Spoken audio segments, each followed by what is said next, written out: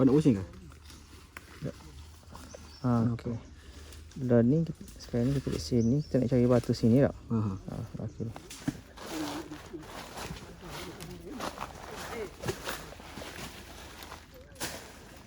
Dan ni kita duduk sini deh. Duduk sini.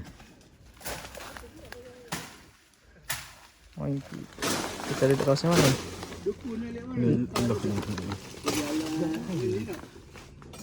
Ni kawasan ni deh.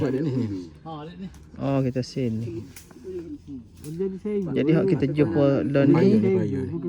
Jadi ni, hak kata Hak jumpa batu tak ni, hak ni deh. Oh, cik sangat. Ingat ke busuk situ ni. Nampak cerah. kat boleh.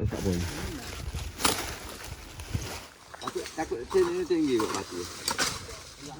Batu kau awal kali itu dah. Serpis dah kot. Pasal lain pasal batu ni yang jadi kecil. Nak bola. Kat mana? Daripada sini Daripada batu ni, kau batu tu. Kau kita cari batu kat pagar, ingat tak? Kita kat mana lah ni kita? Kau ni besar kata nak bagi mana ni?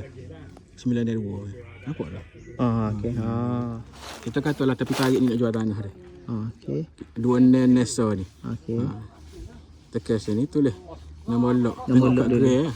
gerai 2 nesa. Negeri Kelantan, Kota Baru, daerah.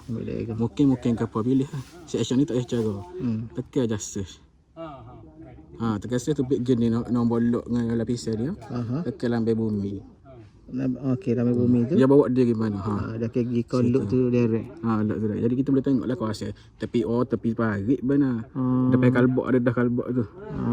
Nak tahu koordinat dia tekan je sini. Kubik koordinat lokasi yang gitu lah itu. Tekan kopi. Je dekat Google Map. Dekat Google Map.